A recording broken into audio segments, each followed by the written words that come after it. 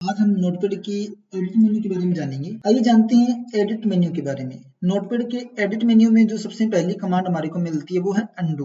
Control Z undo का मतलब होता है जो भी हम वर्क कर रहे हैं उसको एक स्टेप तक बैक लेके जाना। पेंटिंग के अंदर तो अनडू आपने बहुत बार किया होगा। पेंटिंग के अंदर हम अनडू कमांड का यूज लगभग 50 टाइम कर सकते हैं।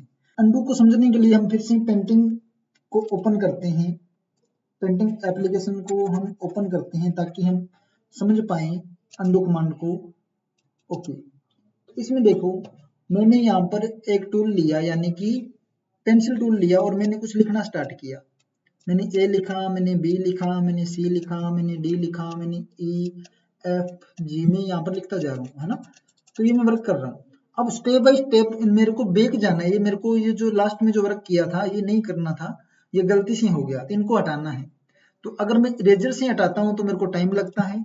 तो मैं अब क्या करूंगा, इसको अनडू कर दूंगा। कंट्रोल जेड, कंट्रोल बटन के साथ मैं जेड दबाऊंगा तो वन स्टेप स्टेप स्टेप ऐसे करके बैक जाता जाएगा। ये देखो बहुत बार हो रहा है। पेंटिंग में आप लगभग 50 टाइम तक अनडू कर सकते हो, 50 बार बैक स्टेप जा सकते हो। बैक जाना यानी जो भी काम किया उसको स्टेप बाय स्टेप करके हटाते जाना अनडू कहलाता है। और अनडू किए गए मैटर को आप रिपीट भी कर सकते हो। रिपीट के लिए control plus Y, control Y करोगे तो जो आपने अनडू किया था वो आपका रिपीट भी हो जाएगा। यानी कि कंट्रोल जेड अनडू होता है और कंट्रोल वाई रिपीट होता है। लेकिन जब हम बात करते हैं हमारे नोटपैड एप्लीकेशन की, तो नोटपैड के अंदर अनडू वन टाइम होता है, एक ही बार अनडू होगा। और रिपीट के लिए कंट्रोल वाई नहीं, उसी से अनडू होगा और उसी से रिपीट होगा। कंट्रोल जेड से अनडू होता है नोटपैड के अंदर और कंट्रोल जेड से ही रिपीट होता है। एक बार करोगे तो अनडू हो जाएगा, दूसरी बार करोगे तो रिपीट हो जाएगा। एग्जाम्पल के लिए मैंने यहाँ पर कुछ लिखना स्टार्ट किया, जैसे मैं लिख रहा हूँ my first paragraph in English language. अब इसमें क्या होगा, अब मैं अगर कंट्रोल जेड करूँ तो देखना ये पूरी लाइन नहीं हटेगी, इतना ही हुआ। जहां मैं बैक स्पेस कर दूंगा ना उसके बाद में ये उस लाइन को नई लाइन मानने लग जाएगी, उसके आगे का ही करेगा जब तक मैं बैक स्पेस नहीं करूंगा। अभी देखो मैंने यहाँ से लिखना स्टार्ट किया नीचे वाली लाइन में और मैं लिखता जा रहा हूँ, मैंने कोई बैक स्पेस नहीं डाला। मैं क्या करता जा रहा हूँ, लिखता जा रहा हूँ जो भी मेरे को लिखना है। ये मैं चाहे एक पूरा पैराग्राफ कर दूं, लेकिन अगर मैं बैक स्पेस का यूज नहीं करूंगा कहीं, तो अभी मैं कंट्रोल जेड करता हूँ तो ये देखो पूरी की पूरी लाइन मेरी हो गई, है ना। अभी कंट्रोल जेड फिर से करूंगा तो ये वापस भी आ जाएगी। कहने का मतलब जहां आप बैक स्पेस का यूज कर देते हो उसके बाद का ही आएगा। एग्जांपल फिर से समझ लेता हूँ। अभी मैंने एंटर किया तो देखिए यही लाइनें मैं फिर से रिपीट करता हूँ। मैंने लिखा ए, मैंने लिखा बी, मैंने लिखा सी, मैंने लिखा डी ई एफ जी, लेकिन मैंने जी पर आने के बाद में बैक स्पेस का यूज कर लिया। अब फिर से जी लिखता हूँ, एच आई जे के। अब अगर मैं कंट्रोल जेड करता हूँ तो ये देखिए जी पर मैंने बैक स्पेस दबाया था ना, उसके बाद ही अनडू काम कर रहा है लास्ट वाला। कहने का मतलब जब तक आप बैक स्पेस का यूज किए बिना चाहे एक पूरा पैराग्राफ लिख दो, एक पूरी पोइट्री लिख दो, तो वो कंट्रोल जेड करोगे तो पूरी की पूरी साफ हो जाएगी और कंट्रोल जेड से फिर से रिपीट हो जाएगी। एक ही बार कंट्रोल जेड यानी कि अनडू काम करेगा और दोबारा वही कंट्रोल जेड दबाओगे तो आपका वापस रिपीट हो जाएगा। ओके, तो ये था एडिट के अंदर अनडू और रिपीट। तो हमारे को अनडू के अलावा यहाँ पर रिपीट का बटन दिखाई नहीं दे रहा है क्योंकि इसी से अनडू होता है और इसी से रिपीट होता है। उसके बाद में आगे देखते हैं कट, कॉपी, पेस्ट और डिलीट को समझते हैं। देखिए कट का मतलब जैसे ये मेरा पहला जो पैराग्राफ है इसको मेरे को यहाँ नहीं चाहिए, मेरे को ये पैराग्राफ ये मेरे को नीचे रखना था, तो मैं इसको यहाँ से कट करके नीचे पेस्ट कर दूंगा। कट करना कंट्रोल एक्स, तो मेरा पैराग्राफ यहाँ से कट गया। अब जहां पर मेरे को चाहिए वहां पर मैं इसको क्या कर सकता हूँ, पेस्ट कर दूंगा। कंट्रोल वी, यहाँ पर मेरे को चाहिए था, मैंने कंट्रोल वी से इसको पेस्ट कर दिया। ऊपर से कट किया, नीचे वापस लेके आ गया। मतलब एक जगह से काट कर दूसरी जगह लेके जाना क्या होता है, कट और पेस्ट का यूज करते हैं। लेकिन जब हमारे को कॉपी करनी होती है, कॉपी का मतलब ऑब्जेक्ट हमारे को, जैसे अभी के लिए जो फर्स्ट लाइन है मेरी, ये मेरे को यहाँ भी चाहिए लेकिन इसकी एक कॉपी मेरे को यहाँ भी चाहिए, तो मैं इसको क्या करूंगा, कॉपी करूँ। कॉपी की शॉर्टकट कंट्रोल सी, या तो कंट्रोल सी करो या एडिट में जाके आप कॉपी बटन को क्लिक कर दो। मैंने किया कॉपी बटन को क्लिक, उसके बाद में अब जहां पर मेरे को चाहिए वहां मैं कर देता हूँ पेस्ट। ऊपर से मैंने कॉपी किया और यहाँ मेरे को चाहिए तो यहाँ मैं कर देता हूँ पेस्ट। एडिट में जाऊंगा और पेस्ट बटन पे क्लिक करूंगा या कंट्रोल बटन के साथ वी बटन प्रेस करूंगा। अभी के लिए मैं कंट्रोल के साथ वी प्रेस कर रहा हूँ तो ये देखो यहाँ भी रह गई और यहाँ भी आ गई। तो ये होता है कट, तो ये होता है कॉपी और पेस्ट। यहाँ पर कॉपी मतलब डुप्लीकेट बनाना, कट पेस्ट का मतलब एक जगह से काट कर दूसरी जगह लेके आना। पहले हमने कट पेस्ट को देखा था और अब हमने कॉपी पेस्ट को देख लिया। उसके बाद में डिलीट करना, डिलीट का मतलब मिटा देना। अभी ABC वाली ये जो लाइनें थी ये मेरे को नहीं चाहिए, ना तो इसका कॉपी करना है ना इसको कट करना है, इसको ओनली क्या करना है, डिलीट करना है। तो आपको एडिट के अंदर एक बटन दिखाई दे रहा है डिलीट, या तो इस पर क्लिक करो या कीबोर्ड पर आपको DEL नाम से एक बटन दिखाई देगा।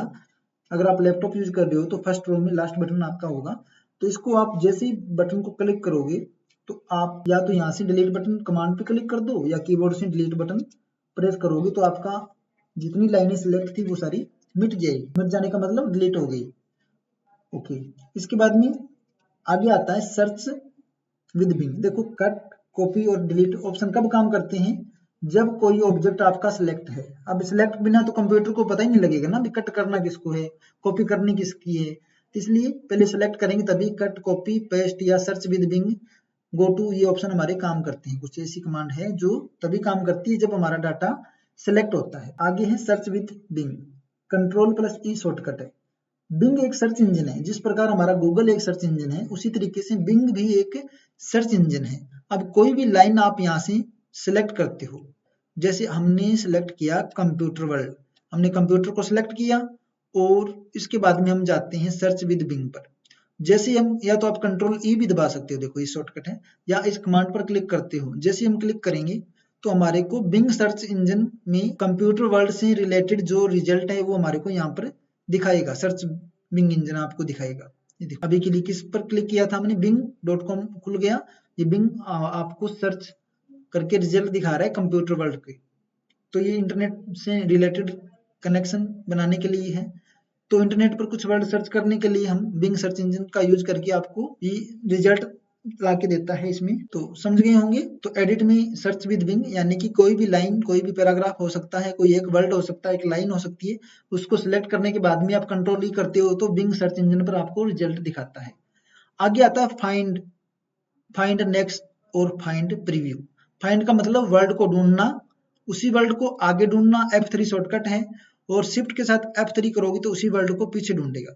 जैसे अभी के लिए हम एक कंप्यूटर वर्ल्ड को ही ले लेते हैं। हमने कंप्यूटर वर्ल्ड यहाँ से कॉपी किया, एक बार यहाँ पर लिख दिया, एक बार यहाँ लिख दिया, ताकि हम समझ पाए अपनी कमांड को। यहाँ भी मैंने लिख दिया और मैंने कंप्यूटर वर्ल्ड यहाँ भी लिखा, और कंप्यूटर वर्ल्ड मैंने यहाँ तो है ही, और एक यहाँ भी लिख दिया, और एक लास्ट में मैंने कंप्यूटर वर्ल्ड लिख दिया। अभी स्टार्टिंग में अपना कर्सर लेके आते हैं और Ctrl+F करता हूँ मैं फाइंड। क्या फाइंड करना है मेरे को फाइंड करना है कंप्यूटर। Ctrl+F करूंगा, या तो आप Ctrl+F करो या एडिट के अंदर जाके आप फाइंड बटन पे क्लिक कर दो, एक ही बात है। अभी मेरे को कंप्यूटर वर्ल्ड फाइंड करना है तो मैंने फाइंड वर्ड में लिखा कंप्यूटर। आगे आ रहा है फाइंड नेक्स्ट, और उसके नीचे देखो एक लोकेशन आ रही है डायरेक्शन, उसके नीचे देखो डायरेक्शन आ रहा है अप और डाउन। डाउन का मतलब नीचे की तरफ ढूंढता जाए, कर्सर जो है नीचे की तरफ चले ढूंढता हुआ, अगर अप करूं तो ऊपर की तरफ चले। अभी के लिए मेरा कर्सर स्टार्टिंग के अंदर शुरू में है तो मेरे को नीचे जाना पड़ेगा, डाउन बटन पे क्लिक है। मैं करता हूं फाइंड नेक्स्ट। यहाँ पर एक लाइन चेकबॉक्स और है, मैच केस, यानी कि जैसा वर्ड हमने ऊपर टाइप किया है ना वैसा ही हमारे को मैचिंग करके हमारे को ढूंढ के दिखाए। अगर स्पेलिंग या अल्फाबेट छोटे बड़े कर देंगे और मैच केस आपने उनका रखा है तो सिमिलर वर्ड आपको जैसे अक्षर उसमें लिखे हैं ना वही आपको ढूंढ के दिखाएगा, चेंज होगा तो नहीं दिखाएगा। अभी मैंने फाइंड नेक्स्ट पर क्लिक किया तो कंप्यूटर एक मेरा यहाँ है। अब देखो F3 यूज करता हूँ, इसको मैंने क्लोज कर दिया। F3 का मतलब इसी वर्ड को आगे ढूंढ के दिखाएगा, आगे और कहाँ ये वर्ड मैंने यूज किया है। F3 से आगे चलेगा फाइंड नेक्स्ट। अब ये क्या हो रहा है, फाइंड नेक्स्ट कमांड चल रही है, और शिफ्ट F3 अगर प्रेस करता हूँ तो फाइंड प्रीव्यू पीछे वापस चलेगा। आया समझ में। सीधा F3 प्रेस करता हूं तो आगे फाइंड करेगा, और शिफ्ट के साथ F3 प्रेस करता हूं तो पीछे भी ये ढूंढता हुआ जाएगा। तो ये था फाइंड और फाइंड नेक्स्ट और फाइंड प्रीवियस, यानी कि पीछे स्टेप वापस जाना और आगे जाना, मतलब कोई वर्ड को ढूंढना, आगे ढूंढना और पीछे ढूंढना। शिफ्ट F3 से पीछे ढूंढेगा और शिफ्ट और सीधा F3 से आगे सर्च करेगा। तो ये था फाइंड। फाइंड के बाद में जो कमांड आती है वो है रिप्लेस। रिप्लेस का मतलब होता है नाम को बदलना। अभी मैंने कंप्यूटर वर्ल्ड को ढूंढा, कंप्यूटर वर्ल्ड की जगह अगर कोई और मेरे को मोबाइल लिखना था, कंप्यूटर की जगह मेरे को क्या लिखना है, मोबाइल लिखना है। गलती से कंप्यूटर वर्ड यूज हो गया इसी फाइल के अंदर, पूरी फाइल के अंदर जहां पर कंप्यूटर लिखा है, कंप्यूटर वर्ड के स्थान पर मेरे को मोबाइल लिखना था। तो अभी एक एक करके चेंज करूंगा तो कितना टाइम लगेगा, बहुत टाइम लगेगा और ढूंढने भी पड़ेंगे। इसके लिए मैं रिप्लेस कमांड का यूज करता हूँ। एडिट में जाओ और रिप्लेस, क्या है रिप्लेस, जिसकी शॉर्टकट है कंट्रोल एच। सीधा आप कंट्रोल के साथ एच बटन प्रेस करो तो आपका रिप्लेस डायलॉग बॉक्स ओपन हो जाएगा। अभी ढूंढना क्या है, कंप्यूटर ढूंढना है, उसकी जगह लिखना क्या है, मोबाइल लिखना है। मैंने कंप्यूटर को फाइंड में सेलेक्ट किया और रिप्लेस विद में मैंने मोबाइल लिखा। अभी के लिए देखो फाइंड करते हैं, पहले फाइंड, रिप्लेस, रिप्लेस ऑल और कैंसिल, कुछ यहाँ पर बटन्स आपको दिखाई दे रही हैं। फाइंड नेक्स्ट करूंगा तो कंप्यूटर वर्ड आपको सिलेक्ट करके दिखाएगा, जैसे ही सिलेक्ट हो गया। अब इसको बदलना है तो रिप्लेस कर दो। अभी यहाँ पर जहां पर पहले कंप्यूटर था क्या लिखा गया, मोबाइल। अभी दूसरा वर्ड सिलेक्ट हो गया, इसको बदलना है या इसको कंप्यूटर ही रहने देना है। अगर आप इसको चाहोगे कंप्यूटर ही रहने देना है तो फिर से फाइंड नेक्स्ट कर लो। इसको बदलना है तो इसको रिप्लेस कर दो, या सभी को जितने भी कंप्यूटर शब्द लिखे हुए हैं सभी को बदलना है तो आप रिप्लेस ऑल बटन को क्लिक कीजिए। एक क्लिक में, यानी कि एक सिंगल क्लिक में जितने भी कंप्यूटर वर्ड थे सारे मोबाइल में बदल जाएंगे। ओके, अब जहां जहां कंप्यूटर लिखा हुआ था वो टोटल वर्ड आपके मोबाइल में कन्वर्ट हो गए। क्लियर। अभी मैं करता हूँ कैंसिल। कमांड आ गई होगी समझ। इसका यूज ज्यादातर हम जब कोई रिपोर्ट बनाते हैं, अगर वो रिपोर्ट किसी एक व्यक्ति के नाम पे है तो किसी दूसरे व्यक्ति के नाम पे करनी है तो हम जस्ट फाइंड और रिप्लेस कर देते हैं, नाम बदल देते हैं। ज्यादातर जब तहसील वगैरह में या कोर्ट कचहरी में जो काम किया जाता है वो काम इसी तरीके से होता है। एक परफॉर्मा जो किसी मेरे नाम पे है वो आपके नाम पे करना है तो वो सेम फाइल दोबारा टाइप नहीं करनी पड़ती, केवल नाम और एड्रेस, फादर नेम और जो जरूरी चीजें होती है वही चेंज करते हैं, बाकी कोई परफॉर्मा बदलाव नहीं करते, वो मेरे नाम पर हो जाता है सेम।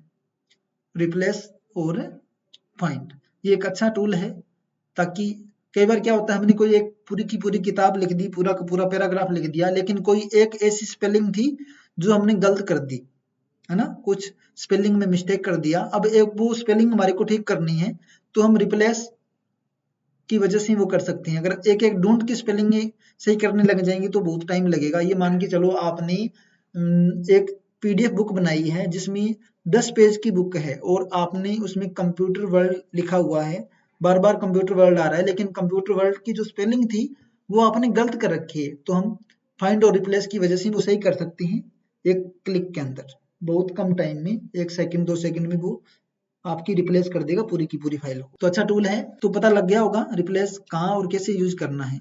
उसके बाद में आता है गो टू, कंट्रोल प्लस जी इसकी शॉर्टकट है। अभी के लिए हमारा ये एडिट के अंदर आपका गो टू काम नहीं कर रहा। गो टू काम क्यों नहीं कर रहा, जब आपका फॉर्मेट में वर्ड व्रेप ऑन रहता है तो आपका गो टू काम नहीं करता।